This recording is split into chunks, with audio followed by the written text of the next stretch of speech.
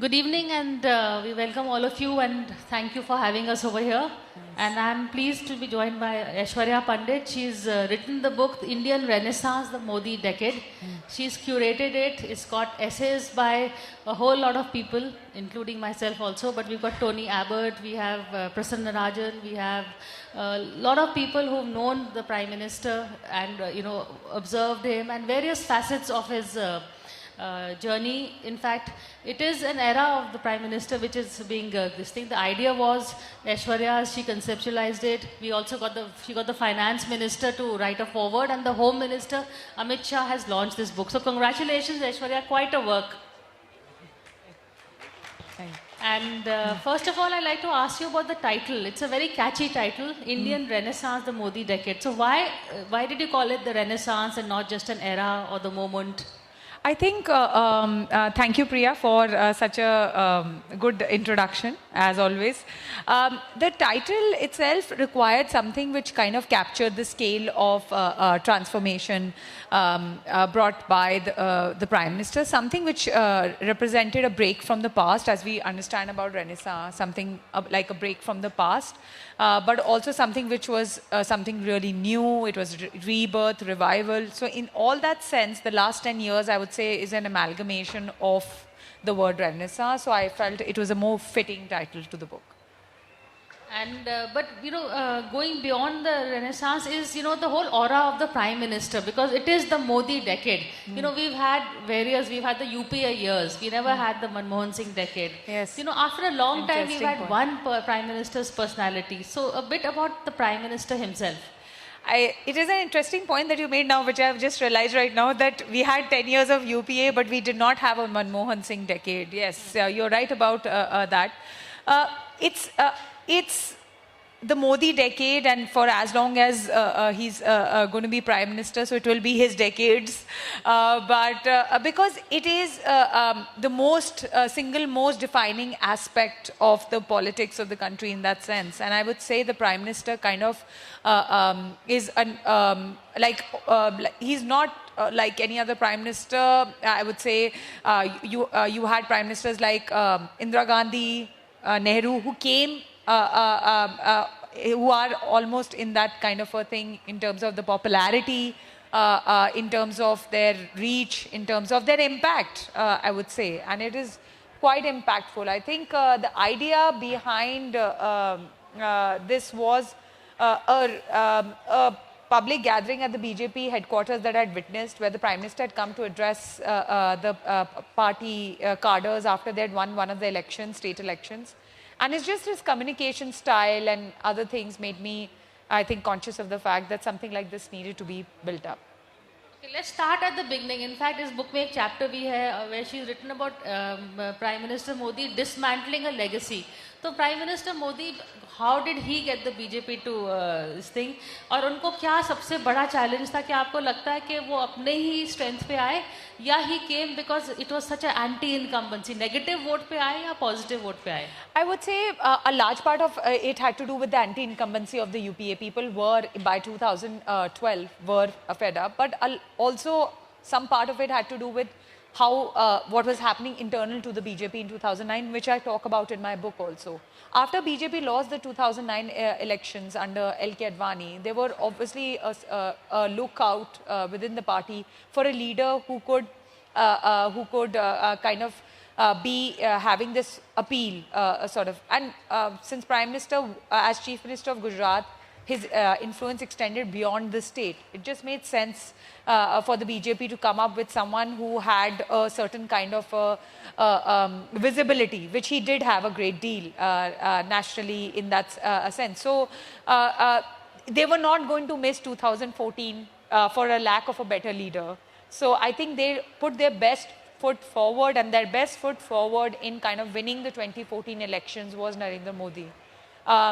The 10 years of UPA was certainly an important factor, but also the fact that they had a leader who could kind of pick on that narrative. It's also about Mr. Modi's ability to weave a narrative, which he successfully weaved after 2013, as there was needed for change, and there was a need for a very strong leader, and and you've had references to him talking about a very strong leader globally who could talk about India at the West. So I would say it also had to do with the fact that he understood that, and the party understood that he could weave that narrative, which was an all-encompassing narrative, to take on the UPA, which was reeling under a lot of contradictions. Fair enough. But when he first came, dismantling a narrative, when you set something new, there is a destruction, then there is a construction. You have to create the vacuum. So ये जो destruction हुआ था, how did he go about it? एक तो जैसे कि नामदार versus Kamdar. The whole Gandhi legacy, the whole holdover they had on the public imagination, how did he go about it? I think he appealed to the common man because of his obviously humble roots, and he said that I was just not a Gandhi, but I am a Modi who has come from very humble origins, just like everyone else. So he appealed to the larger popular imagination of the people. He said that I was not something with a legacy. I was someone who came to challenge, and to challenge that legacy. And he captured the imagination of a large cross section of the people who thought likewise, who were also thinking, why legacy? And there was a social change, and that, as a historian, I feel a similar social change had taken place in the 60s and 70s when the other castes in UP had started challenging the Congress system. When you had Mulayam Singh Yadav and Lalu Prasad Yadav and Kashi Ram challenging the Congress system. What about other people? What about other representation about other people? So I think the Prime Minister captured that sentiment that it is important to kind of build a narrative, and the narrative was that of a common man. Whether he said he owned the tag of a chaiwala, very bold. In a bold manner, and he took on the point. The opposition would fire salvos on him and he would just add to his strength. I still remember when Mani Shankar Iyer called him a chaiwala, he just picked on it and used it to his advantage, because he never disowned that thing. And I think the whole idea about dismantling a legacy was someone from not, and he said, I'm not someone from this Lutyens Delhi, I'm someone from the outside. And people liked that story. बिल्कुल change हो गया था even in the conversation जो पहले बहुत गर्व से लोग कहते थे ना oh I went to Doon नोवेलम्स and I live in Lutyens Delhi and I shop in Khan market and I speak English and French and Mandarin now suddenly it's he brought back Hindi he brought back the public school system he just change the whole आजकल देखते हैं if you see visiting cards one side is in English, the other side is in Hindi. And the Hindi card is works more. Yes. Number plates are in Hindi and Gujarati hoy to fir mashallah. That's like the biggest power center. So he's changed a lot of what we call markers of power. Yeah.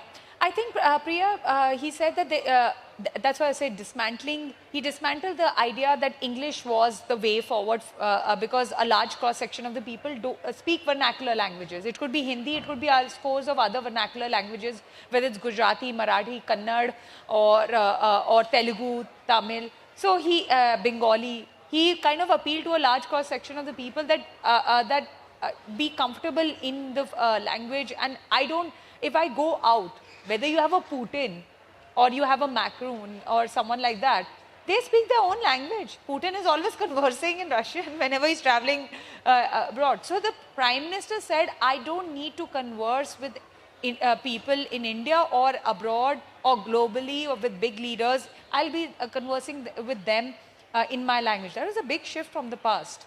And that was kind of embracing your linguistic identity also, no? So he's as comfortable in Hindi as he was in Gujarati and even in English to a certain extent. But he made one point of language his communication point. Like I've always strained myself to understand as to why Putin continues to speak in Russian when he knows English very well. But he does. So I think it appeals to a large cross-section of the people. Basically, to take off from what you're saying, he brought back a pride in being Indian, in the Indian language, Indian dress, Indian customs, festivals. Suddenly, being Indian, जैसे कि at the book launch, which as I said earlier, Amit Shah had come, he told us a very interesting narrative. शायद आपको याद होगा. When he said कि मैं जब गुजरात से दिल्ली आ रहा था तो फिर I started to learn Hindi. तो मैंने गुजराती न्यूज़पेपर लिया और उसकी मैं हिंदी में ट्रांसलेशन कर रहा था. Every day I used to translate one newspaper into Hindi. So people ask me कि why don't you do it English instead of Hindi? तो he said मुझे तो हिंदी English समझ आती है, but if anybody wants to understand me, they better learn Hindi. Yeah. So that's the language. If you know, Priya, there was this movie, and I'm reminded of that movie called Hindi Medium, by Irfan Khan, and it was a wonderful movie about why you need to fit in and the pressure of fitting in on young people about mastering English is immense, if you understand. So I think the Prime Minister and, for example, even Akhilesh Yadav speaks in Hindi. And you have a huge band of leaders who are now largely conversing in Hindi. Yogi Adityanath converses in Hindi. You have Devendra Fadnavis who speaks in Marathi. So we are seeing a change, a shift in politics. Brand of leaders coming in who speak their own language and they are comfortable. They'll communicate in the language they're comfortable with. So to a large, young, impressionable audience, the message they are sending is be comfortable in the language you are born with, whatever is your mother tongue, be comfortable with it. And I think that's a big change. So that is the other thing the book talks about, the cultural renaissance. Yeah. India se Bharat. That's what Modi has done. I would say a large part of that had to do with being like you had something like a Carter Road, or you had had Rajpath, and these were, a lot of them had colonial titles and roads and this and that. King George ka statue. Yeah, or Racecourse Road. Kab tak we will be sticking with King George statue, or I saw the old Parliament building, a portion of it. You have to accommodate the needs of New India, and you need a new Parliament building for it. You need to celebrate your own icons. Why do you need George V statue to constantly remind you that you were colonized? I think everyone knows it in some form or the other. I think the debate over language, our skin color, obsession with a certain this is all about a colonial hangover, and it's about time that you become comfortable with that.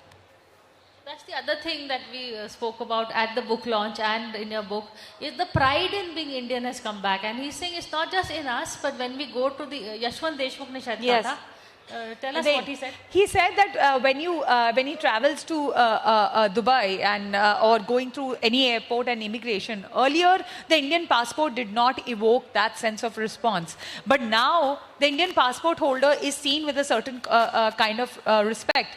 And for a scores of Indians who form a part of the diaspora, you have a faith that if you're stuck somewhere, if you have been in a situation somewhere, the Indian government will be there to kind of come and reach out to you and kind of rescue you. If you remember, Sushma Swaraj's ministry was very, very popular in getting people from, a lot of people were evacuated from Ukraine and that. So I would say traveling abroad, because there's this whole idea that there is a lot to celebrate with being Indian and being culturally very, very sound.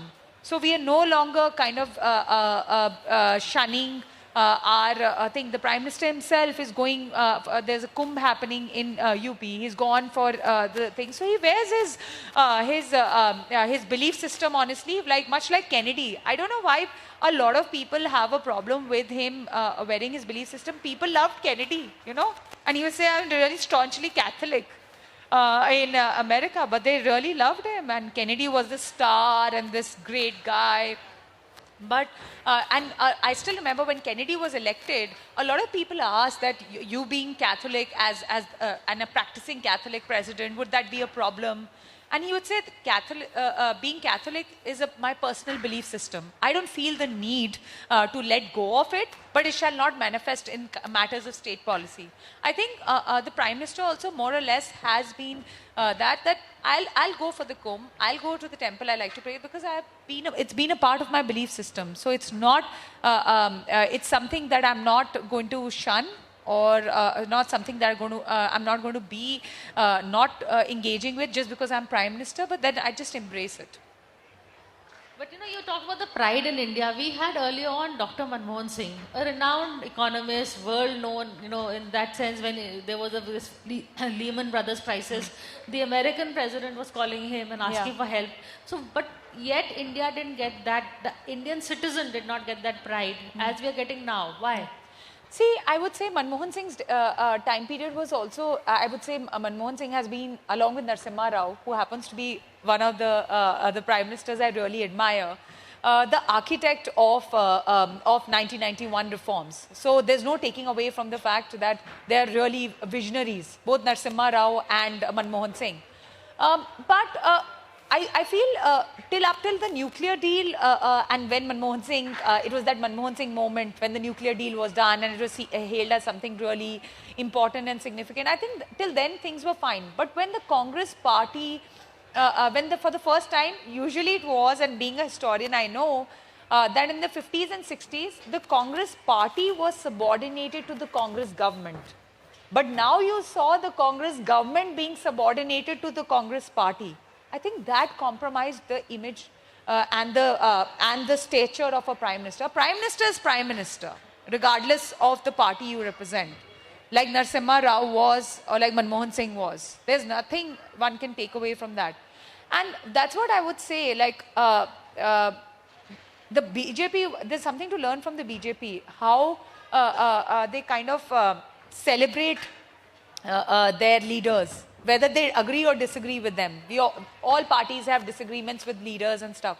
But Congress, to a great extent, and Vinay Sitapati writes in his book, Half Lion, they never celebrated what Narasimha Rao did and his legacy. They actually disowned Narasimha Rao and his legacy. Not much is said about Manmohan Singh except for this fight over his place, like the Shakti Sthal of Manmohan Singh sort of a thing. But having seen Manmohan Singh for a while and me having viewed him, I don't think so Manmohan Singh would want a specific site for him. I would say he would like a library celebrating Manmohan Singh's work, or a public library which would be accessible to a large cross-section of the people. The kind of man Manmohan Singh was.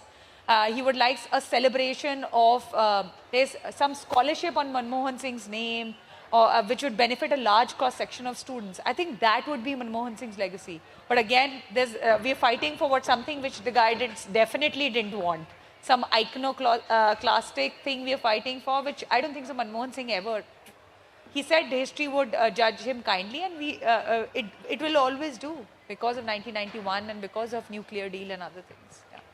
But see, what you began by saying is that Manmohan Singh was not allowed to become larger than the office. It was always said that you are subservient to the Congress party. The power center was there. Even in Vajpayee's time, because you know one has covered it, he was the prime minister, but there was an equal division between the RSS and the prime minister, which over here we are seeing it is Modi. The rest of course are there, BJP, RSS, but the personality of the prime minister is, you know... I think, Priya, because the Prime Minister appeals at multiple levels, and that is why his personality extends to a wide cross-section of people. He has, I think he has cultivated that kind of a leadership style, which is there. He still continues to be a very, very popular vote catcher for the Bharatiya Janata Party. He's successively won election after election. When he goes abroad, he's kind of representing that kind of an image. But I feel in his case, yes, he's an overarching figure, but the party is not in any way subordinated to him, or that's what. He's a very secure leader in his time period. You had a Shivraj Singh Chauhan, you had a Vasundhara Raje Scindia, you had a Devendra Fadnavis, you have a Yogi Adityanath. You have a very strong home minister, which is Amit Shah. So I would say, if in the UP you look at, there was a galaxy of stars, but we really didn't know who really. The Prime Minister was among the galaxy of the stars, but between you and me, you know it, that the Prime Minister is Prime Minister. It's a little, among equals. Yeah, definitely. So I think that is what separates the Congress from the BJP. the BJP is very clear about the fact that the Prime Minister is in a very different frame, and then you have another set of leaders. In the Congress, it was you have a Prime Minister, and then you have a leader, and then you kind Power of work, center. yeah, you had an alternative power center, and you can't have a Prime Minister which is diluted. It just doesn't work. Yeah, a lot of people compare Prime Minister Modi to Indira Gandhi. But there are also of late, in fact, I interviewed Karan Singh recently, and he says the person I will compare Modi is Nehru and not Indira Gandhi. Which one would you compare him to? I would compare him to both. I don't know which one he'll be happy with. But as a historian, I would compare him to both leaders because in very different ways, they're very, very, he has the commanding position that Indira Gandhi had. He has that commanding thing. Nehru was slightly softer in that, but the Prime Minister is like really very, very popular. Don't forget that Nehru, which people don't realize, that Nehru was a product of the freedom struggle. So Nehru got that point. He was the Prime Minister of independent India the first time we got independence. That has that halo around it. And it was that he had kind of worked against the British, fought that. He was also Motilal Nehru's son, who was a very extremely successful lawyer. And Indira Gandhi was also former Prime Minister and highly successful Prime Minister's daughter. Narendra Modi is none of it. So he comes off on his own. So he's not a product of the Congress system, which Nehru, Indira Gandhi, and to a certain extent even Vajpayee was a product. Vajpayee was compared to Nehru a lot. Yeah, and also that they were during that era. He does not have any of those connections with the Congress system. There's something called a Congress system, which Rajni Kothari called. There was a system in place which was there. Narendra Modi has his own system, and that kind of he does not have the privileged background of Nehru had. He's a very Motilal Nehru was a very prominent figure in the Congress party, a highly successful lawyer. Access to education was very, very significant, and they were educated abroad, had a different sort of a thing. You had Gandhi as an overarching figure, mentoring Nehru and stuff like that. Indira Gandhi was mentored by her father. She was privy to a lot of things as someone who was an official hostess who was there to receive foreign dignitaries and all. Narendra Modi has none of those trainings. So I think in that sense it is very important. We miss the point. As a Prime Minister, you need to do a lot of diplomatic engagement and other things. Nehru had time to cultivate it because he dealt with the British. And Indira Gandhi saw her father dealing with it. Fair enough. But one more thing is also why, because Nehru, he put in the foundation of an India that was there up until the point, as you said, until Modi came in. Until then, it was Nehru's India. Yeah. Now it is Modi's Bharat. So which is, he dismantled, he set in place one system, and Modi is coming in to set in place another system, which is why I think the comparison is... Yes, also, and also the Priya, the long-term impact of this Modi's India will be, the reverberations of it will be felt for decades. It's not just a short-term impact, which is why Amit Shah told you कि 10 साल की किताब नहीं, अभी आपको sequel भी लिखना होगा. So at least that will require another project to work on, but it requires and this is one of the books. I would say there should be many books looking. It picks on certain themes. The book picks on certain themes and certain chapters. I feel these themes need to be explored in greater detail because this is an edited volume. I think this should open up things which require more research and more thing. And maybe I might come up with one more. And although I'm writing books, because there are certain aspects which require greater amount of study and deeper engagement. This is like opened up the space for topics that can be explored. Let me Tell my audience a bit about Aishwarya. She is actually an academic at heart. This is her second book. उन्होंने एक और book लिखी है on the question of, it's on identity politics, on the minority. You know how the minority has, it's you know the Congress which claims कि हमेशा हम pro minority हैं. Actually appeasement जो politics शुरू हुई थी, Congress से शुरू हुई थी. तो बहुत research किया. She is a PhD doctor Aishwarya है, and she's so I think you are a right person. You chose. Are you looking at Modi when you wrote this book? Yeah. Did you look at Modi as an academic or as a journalist or as a writer? I see a large part of this book has academic references, which usually is referenced. So, which is usually not the case with books which are written usually on the Prime Minister. But I looked at it as an academic exercise to kind of evaluate. We're writing on Prime Ministers who are sitting Prime Ministers is a difficult task, as you know. So, documenting the period while you are living that period is also important. In hindsight, everything seems, oh, we could have done that, oh, he could have done that. But when you're living through it, I think it's very important to document those things, because you're privy to a lot of things that are happening. In hindsight, future historians would obviously look at him and his period very differently.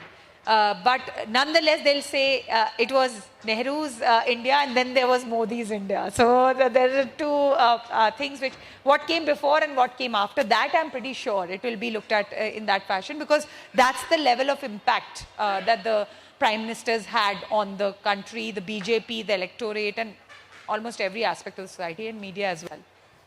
As well. But before that, I would like to talk about him, the Prime Minister's personality. Do you think he has changed in office in terms of, you know, he came in, you know, he's someone who's not rigid. Is he ready to adapt?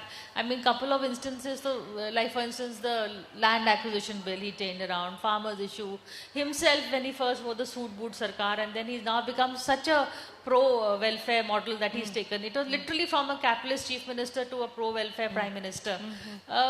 Just, you know, walk us through this. I think, Priya, the greatest advantage that he's had is his ability to evolve very quickly with the change. If you see the election of 2014, it was fought on a completely different mandate. 2019, we come to a completely different concept and mandate. And then 2024 is a completely different narrative again. So he understands the needs of the country and how it's evolving. Like, for example, he used social media quite effectively, and he has constantly been using it. Yeah. And he's always preferred that direct style of communication. So he felt that speaking to a large cross section of the people would really kind of make sense. And his ability to surprise you. I think there are n number of surprises we've had from the Prime Minister. So his ability to surprise and you shocks. Also his unpredictability. And if you remember during the book launch, I mentioned, we all know what Prime Minister Narendra Modi stands for. And the opposition stands in everything in opposition to it. But we don't know what the opposition stands for. We have his vision, which is Viksit Bharat by 2047. I'd also like to know what is the opposition's vision for the next 20 years. Why don't we have a leader who has been able to espouse an alternative worldview? When you say that Mr. Modi is constantly winning elections, is because he's constantly coming up with ideas, and then he kind of changes the narrative as you go. One is also interested in the opposition's narrative, but I find everything in that narrative, the narrative is set by the Prime Minister, and then they kind of, everything is a reaction to it. We would want to know what is, for example, the leader of opposition, Rahul Gandhi's view, world vision for the next 20 years or the next 10 years. And the Prime Minister is talking about roads, is going to talk about Viksit Bharat and what all it contains and stuff like that. You will have an alternative ideology. You'll have Rahul Gandhi talking about the caste census. So the juxtaposition is completely different. Here we're talking about roads, airports, entrepreneurship and stuff like that. And here we have Mera Booth, Sabse Mazboot, some something like he comes up with, to enthuse party workers, Mera booth sabse mazboot. He came up with this Beti Bachao, Beti Padhao. So he constantly shifts, and then he shifts. Swachh Bharat came in, then another thing came in, then housing came in. So it's constantly evolving as per the needs of the people, and his ability to kind of speak in Parliament and address the issues head on. He spoke in Parliament twice this week, where he kind of takes on. So it is him speaking in Parliament, rest all fall. So I would say the opposition, I'm really interested in understanding. I think the 2024 elections were the first time when we came to know that the opposition came up with this idea that the constitution was in danger. But, and then they came up with this whole slogan, the constitution, and you had Rahul Gandhi holding up the red booklet of the constitution. But before that, I never had a visualization of what the opposition is defending or protecting or fighting for. So that's what I would like to say in that sense. You see, instead of a negative narrative, opposition should also come up with a positive narrative that they stand for, other than saying that we stand for everything Modi is not. And also, Priya, opposition is, to be credible opposition, it has to come up with an alternative view. The opposition is a very large opposition in this country. Rahul Gandhi is no longer representing 55 members of the Lok Sabha. It's 99 members of the Lok Sabha, and with the allies a larger number. Now we need to know collectively what the opposition is going to fight for, what is their next agenda. Everyone wants to know. It's an alternative thought, and it's an alternative idea. So I can't really help it if that alternative idea is in everything in opposition to Prime Minister. So then that it has to be something different. A vision for the next 10 years. What are you going to do in some states and stuff like that? So that is what one has to understand. Opposition का problem ये भी है because Congress is fighting the opposition more than fighting Modi, because in Delhi जैसे कि we saw, Aam Aadmi Party has come up at the Congress's expense. So they have, even in Punjab. In Punjab, and if you look at most of the states, in UP also, right now they've combined with Akhilesh. Tomorrow the fight will be between Akhilesh and the Congress if they get to some level of position. Already they are not happy. See, Priya, the point is, that's what we had an interview which was published in the Indian Express, which was by Ram Gopal Yadav of the Samajwadi Party, who said, we would have defeated Modi long ago. It is only Congress which kind of drags us down. So we understand that there is an internal rift within the opposition also. After this 2024 elections, it is not really worked out well as an coalition or an alliance together. There have been at cross purposes in Maharashtra with the Nationalist Congress Party. There have been at cross purposes with the Aam Aadmi Party in Haryana elections, Delhi elections. I don't think so they're going to work very well with the Samajwadi Party because I think the Samajwadi Party would want all seats. I think the Congress is like, did not fight the Delhi elections with the idea of defeating the BJP. They fought with the idea of defeating Aam Aadmi Party. So, that could be a clever strategy. Like in West Bengal, because they fought against Mamta, they divided the anti-Mamta vote. So in Delhi, maybe they've divided the anti-Kejriwal vote. Yeah, but then that will not translate into seats, no, Priya? That's the problem. Mamta still came back and came back very angry also. And very upset that the Congress was at cross purposes. You can't say it's an alliance and not a working alliance. Then people say, what is an alternative? The alternative is not a working model. If if people, a large cross section of people don't want to vote also for the BJP, but there has to be an alternative workable model which is sustainable. So Yashwant Deshmukh in an interview to us said, he says, एक model हो सकता है कि at the Lok Sabha level, where Congress is in a position to fight Modi, आप Congress को सबसे ज़्यादा seats दो. लेकिन at the state level, whichever partner is more, Akhilesh को ज़्यादा दे दो, तेजस्वी को ज़्यादा दे दो, केजरीवाल को ज़्यादा दे दो. इधर आप कम seats लो, उधर हम आपको कम देंगे, ज़्यादा देंगे. I think the problem arises there with again the regional parties and the opposition there. They're not convinced that the Congress would be able to fight Modi and the BJP at the national level. So they're not ready to give and part with the seats. The Congress fought the lowest number of seats in the 2024 election as a party, as a single party, for the lowest number of seats. So it is not yet woken up to the challenge. And I look at the Congress politics in Uttar Pradesh and the decline of the Congress, which was a part of my PhD thesis. There also it was the same problem. The Congress failed to evolve with the situation on the ground, and the lack of organization, Priya, it's glaring. The BJP has a membership drive, cadre, they work actively. Then you have the RSS, which kind of helps it in that sense in the elections. The Congress lacks organization in Haryana. You don't have any post holders there. Everyone has an ambition. There used to be a block pradhan, a district pradhan. There used to be a state level president. Where is it?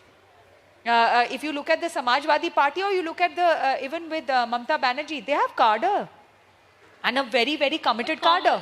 Even Mayawati, the former Chief Minister of Uttar Pradesh, has a cadre as a party worker, has someone who will take charge of your booth. The Congress fails to realize that without an organization, it does not stand a fighting chance. Even the Samajwadi Party has a cadre who is going gung-ho over Akhilesh Yadav and fighting against the BJP. But you need someone to fight on the ground. The Congress lacks it. So then who in your mind, if I listen to you, तो मतलब next 10 decades भी मोदी ही है, as Amit Shah said. Is there some way anybody from the opposition you think can stop him, or will Modi he Modi को हराएगा? I would say, Priya, the opposition to kind of come up and fight a credible thing, it'll always have to be a national party, which is the Congress party. Which can offer a credible alternative. But right now, I'm unconvinced about their fighting spirit, because I think when I looked at the Congress politics in 1940s, 50s and 60s, which is the time period I was looking at, they always had an organization at every level. And the Congress worker fought the election. Now you look at the Congress worker, he's demoralized. He's castigated, poked fun at. I come from Haryana. The Congress workers are completely demoralized. They feel that we had a very strong chance in 2024 to fight the BJP. It had 10 years of anti-incumbency and a massive anti-incumbency. We still couldn't come up with a fighting chance to challenge the BJP in the state. So the Congress worker today is frustrated at not being heard, at not being accommodated, their ambitions and their needs not being accommodated. देखिए बहुत पुरानी debate है which we always do is कि elections को what wins elections? Is it the personality, or is it issues, or is it the party? For instance, BJP has gone into Delhi without a face. Haryana, they had a face. So what works at the end of the. What do you vote for when you vote? Do you vote for the personality or the party? I vote for the narrative, obviously, and obviously then comes the party, and personality is somewhere in between both of them, because you obviously want to know who's going to be your prime minister. You obviously want to know. I don't think so. The opposition alliance could tell us who was going to be the prime minister. We were told they had 15 prime ministers ready. Anyone could be the contender. Because if it is Rahul Gandhi, then you know that Rahul versus Modi will not work. But if it is Rahul Gandhi, who said it is Rahul Gandhi? The opposition, the India Alliance, if you had a look at it, they said they had 15 leaders who were equally capable for the top post. You had all the regional satraps who were contenders for the post. And they were not ready to give it. So it is the Congress which says it is Rahul Gandhi. But I don't think so. The India Alliance said it was Rahul Gandhi. They never said it. They said we'll decide later. So then when you're at the voting booth and you're about to press that button, you're thinking eventually who's going to be the Prime Minister. Lok Sabha, Priya, people think very differently. They want to know who's going to be the Prime Minister. Stability is an important factor. How they want a stable government. And also who kind of appeals to their scheme of things. And no matter, and continuity. Even when India was partitioned in 47, Nehru didn't change much because he wanted continuity. Because 200 years of colonial rule could not be wiped off like this. it required certain amount of continuity. So the ICS, Indian Civil Services was maintained, the police services was retained, not much was changed. It had elements of new and some continuity. So people want continuity. They voted for Nehru because of the continuity bit also. Even Indira Gandhi, it was continuity and stability and a strong leader. So the same factor worked for the Prime Minister. But you know, the people also thought when he would come in, he would do something like a big bang reform, like Narasimha Rao came and did. He didn't do that, but his thing has been, I think, slowly incremental changes that he is doing. I think this budget of and the income tax thing has become a huge thing, especially the no income tax up to 12 lakhs. Even at whatever time it has come, but it has come. At least there's a mind to it, and to whoever I speak to, they talk about it immensely. Even the infrastructure, whether it is roads or whether it is your airports, everyone is flying these days, Priya. Everyone is if you book well in advance, everyone can afford a ticket. The flights are going to smaller cities. They're going everywhere. Travel time is cut. A lot of efficiencies come about. So I feel those are very important factors which people feel, and they want to see a continuity in that sense. On that note, I think we can keep talking, but there is a lot. I think your next book, so tell us a bit now what next for Aishwarya. I have one book which I'm working on, the different Sarsang Chalaks of the RSS. That is one book. There's another book that looks at electoral participation and participatory democracy in India during the Modi time period. So I'll be looking at that. And because I want to see at the expanse, not just participatory democracy in terms of the BJP becoming bigger and bigger, but also in terms of how is he looked at. He is looking at participatory democracy. It calls it Jan Bhagidari, which even Amit Shah ji spoke of during the book launch. So I've constantly heard about this, so that. And the book that I'm working on, the Sarsang Chalaks, is looking at the trajectory of the heads of the Rashtriya Swayamsevak Sangh, and what was, how they have transformed the organization and as we see it, because it's going to celebrate its 100 years this year. That is a book I think a lot of people are asking, so I think it's a very timely book and a book that's going to do well. But thank you so much for coming here and sharing your thoughts with us. Thank you. Thank you, Priya. Thank you.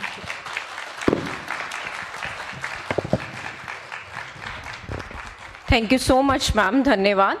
अब हम अनुरोध करते हैं राष्ट्रीय पुस्तक न्यास के निदेशक श्री युवराज मलिक जी से कि वे लेखिका ऐश्वर्या पंडित जी का सम्मान करें। तालियों से स्वागत कीजिए।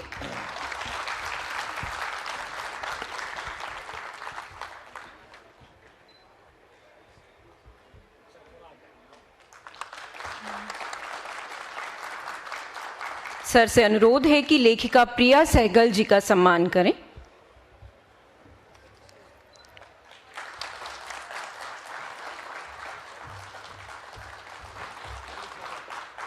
धन्यवाद सर।